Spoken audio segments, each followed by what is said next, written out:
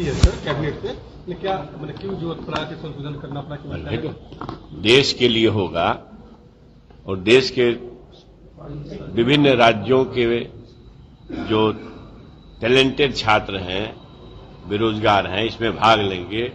हमारे लोगों के लिए एक समस्या जरूर है सामने कि साइंस में, खास करके मैथ में, केमिस्ट्री में, फिजिक्स में, अंग्रेजी में इस तरह के कॉम्पिटेंट छात्र बहुत नहीं मिल पाते हैं, सीट खाली रह जाती है। इसके लिए क्या गया मतलब छात्रों के नहीं, मतलब यह कि साइंस ब्लॉक में रिक्तियां रह जाती थी। आप देखें ना कि अध्यापक प्रधान शिक्षक की बहाली हुई और उसमें 6000 में कितना 369 लोग आए। तो यह है कि बेहतरीन गुणवत्तापूर्ण शिक्षण कार्य के लिए गुणवत्तापूर्ण विषय के विशेषज्ञ आवे, और खास करके साइंस और अंग्रेजी की समस्या थी, इसलिए ओपन किया गया। हर बातों का विरोध होता है, अच्छी बात का भी विरोध होता है, बुरी बात का भी विरोध होता है, उसमें हमें क्या करना है। ये जिन महाशय को आप अभी सुन रहे थे, ये हमारे बिहार के शिक्षा मंत्री हैं। जी हाँ, आप इनके तर्कहीन बातों को सुनकर जरूर सोच रहे होंगे कि यह कैसे हमारे बिहार के शिक्षा मंत्री बन गए। तो मैं आपको एक बात बता दूं कि बिहार में शिक्षा मंत्री या कोई भी मंत्री बनने के लिए ना तो आपको बीएड करने की जरूरत है, ना आपको सीटेट करने की जरूरत है, ना आपको 10+2 करने की जरूरत है, ना आपको ग्रेजुएशन करने की जरूरत है। यानी आप अंगूठा छाप हैं, फिर भी आप शिक्षा मंत्री, कानून मंत्री, कोई भी मंत्री आप बन सकते हैं। और जब यही मंत्री बन जाते हैं तो फिर ये हम लोग को पार पढ़ाते हैं कि आप लोगों में टैलेंट नहीं है, इसलिए हम बाहरी लड़कों को बुला रहे हैं जो कि टैलेंटेड होंगे। अब आप इनके तर्कहीन बातों को सुनकर जरूर सोच रहे होंगे कि ये कैसा अनर्गल बातें कर रहे हैं। जी हाँ, ये जरूर सुलेशन का नशा करते होंगे, इसलिए यह ऐसी बातें कर रहे हैं। जरा आप इनकी अगर बातों को नहीं सुने होंगे तो आप बैक जाकर फिर से इनकी बातों को अच्छे से सुन लें, क्योंकि मैं इनकी एक एक करके बखिया उधेड़ने वाला हूँ। इनका पहला जो पॉइंट था, ये जो पहली बात कह रहे हैं, वह यह कह रहे हैं कि हम बिहार के बाहरी लड़कों को इसलिए मौका दे रहे हैं क्योंकि बिहार के बाहरी लड़के टैलेंटेड होते हैं, और हमारे यहाँ जो बिहार में है वो बिहार के लड़के टैलेंटेड नहीं होते हैं, वह मैथ और साइंस जैसे विषयों में पास नहीं हो पाते हैं, इसलिए जो रिक्त पद होते हैं वह खाली ही रह जाते हैं, इसलिए हम बाहरी लड़कों को मौका दे रहे हैं। तो वहाँ से आपको मैं सबसे पहले ये बात बता दूं कि ये बिहारी ही हैं जो कि यूपीएससी में हरदम टॉप 10 में अपना जगह बनाते हैं, टॉप 3 में अपना जगह बनाते हैं, इसलिए आप बिहारियों को टैलेंट के बारे में ना बताएं। दूसरी बात, आप जो तर्क दे रहे हैं कि यहाँ साइंस और मैथमेटिक्स का पद खाली रह जाता है, तो आपने जो बाहरी लड़कों को यहाँ पर न्योता दिया है कि आकर आप यहाँ बिहार में भोज कीजिए, तो आप पहले ये बताइए कि वो बाहरी लड़के जो होंगे क्या वह 9, 10 और 11, 12 के लिए फॉर्म भर पाएंगे? नहीं, वो केवल यहाँ पर प्राइमरी के लिए ही फॉर्म भर पाएंगे, और प्राइमरी में आपका सब्जेक्ट विशेष बहाली नहीं होता है। प्राइमरी का जो बहाली होता है वह सभी विषयों के लिए होता है, तो इसमें साइंस और फिर मैथमेटिक्स के अलग पदों पर आप वैकेंसी कैसे लेंगे?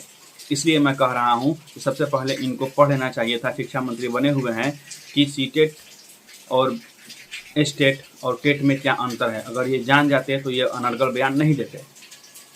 दूसरा पॉइंट की एग्जाम्पल यह दे रहे थे कि कुछ दिन पहले बिहार में प्रधान शिक्षक की बहाली हुई थी, जिसमें 6000 में से केवल 300 कुछ पोस्ट ही भर पाए थे, लड़के पास हो पाए थे।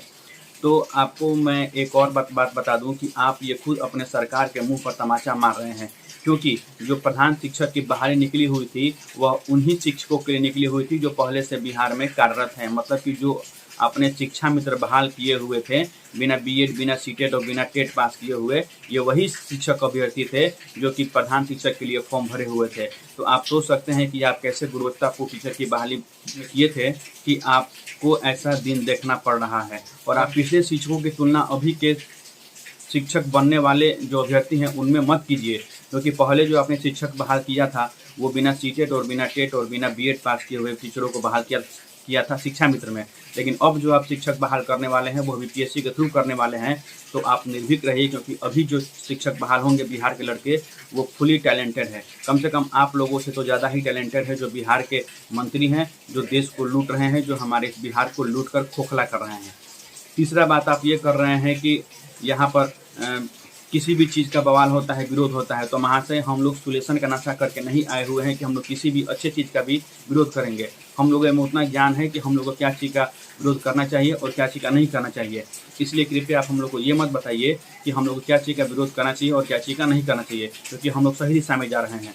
और दोस्तों, आपको एक मैं और क्लिप दिखाने जा रहा हूँ जो हमारे बिहार के भावी मुख्यमंत्री का है, जिन्होंने लॉकडाउन में अजब अजब भाषण दिए थे हमारे देश के नौजवानों, हमारे बिहार के नौजवानों के लिए, हमारे बिहार के युवाओं के लिए, कि अब जो वो बाहर ही निकालेंगे उसमें 90% डोमिसाइल लगाकर और बिहार के 90% अभ्यर्थियों को मौका देंगे।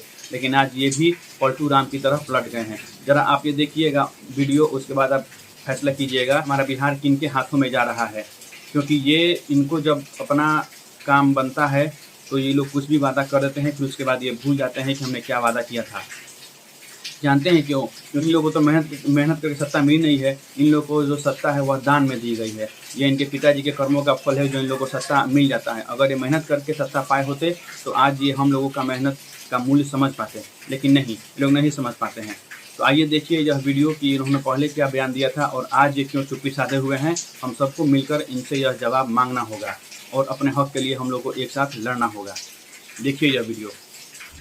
नौजवान चिंतित है, परेशान है अपने भविष्य को लेकर के। हम लोगों की ये मांग थी, छोटी सी मांग थी, डोमिसाइल कानून। हम लोगों की मांग थी कि जो अभी देखते होंगे जो थोड़ा मोड़ा बहाली जो निकलता है बिहार में, देखा जाता है कि बाहर के राज्य लेकर, बाहर के राज्यों के लोग जो हैं आकर के यहाँ रोजगार उनको मिल जाता है। सरकार की ये भी जिम्मेदारी है कि अगर उनके राज्य के नौजवान अगर बेरोजगार हैं तो उनको रोजगार दिलाए।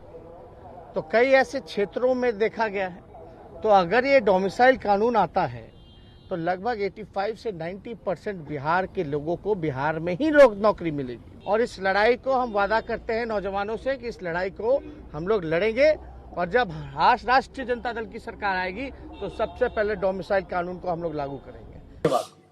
हमारा स्पष्ट सवाल ये था कि जो डोमिसाइल जो कानून है, क्योंकि और अनेक राज्यों में, यहाँ तक तो झारखंड के राज्य ने भी पारित करने का काम किया, जो हमारा पड़ोसी राज्य है, वो 100% आप देखेंगे बिहार के लोग जो हैं, जो सर्वे के हिसाब से 50% पलायन जो है बिहार में बढ़ गया। यानी हर बिहार का दूसरे घर के लोग जो है पलायन करते। ज्यादा से ज्यादा जो पलायन है महोदय रोजगार को लेकर के। तो हम लोग चाहते हैं कि बिहार जो बेरोजगारी का केंद्र बना है महोदय, तो ये डोमिसाइल कानून हम लोगों की मांग है कि बिहार में लागू की जाए। इससे बिहार का पलायन भी रुकेगा और बिहार के लोगों को बिहार